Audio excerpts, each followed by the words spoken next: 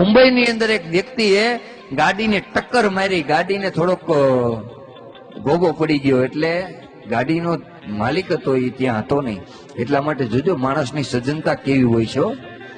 એટલે એને સરસ મજાની ચિઠ્ઠી લખી કે ભાઈ મારાથી આ ગાડી અડી ગઈ છે અને જે તમારા ગાડીનો ખર્ચો થાય એ આ મોબાઈલ નંબર ઉપર ફોન કરીને મારી પાસે ખર્ચો લઈ લેજો. એવી રીતના એ ચિઠ્ઠી ગાડીની અંદર નાખી.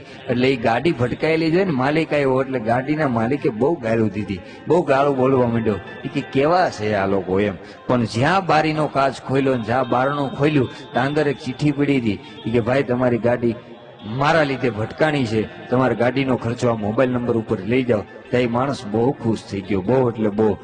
એની ઓફિસે ગયો, ફોન કરીને દરવાજો ખોલ્યો, એ કે હું ઓલો ફલાણો ભાઈ. એટલે ઓલા ભાઈ એવું કીધું કે તારે મને કહેવાય ને, હું આવી જાત ભલા માણસ, તારે થોડો ધક્કો ખવાય.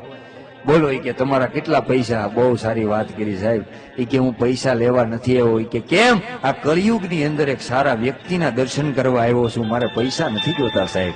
સારા માણસ બની જાય તોય જીવન જીવવાની મજા આવે, સારા માણસ બની જાય. એટલે જ કોઈ કવિએ કીધું છે કે જીવતા છીએ તો નામનું મહત્વ, મરણ પછી એને નનામી કહેવાય.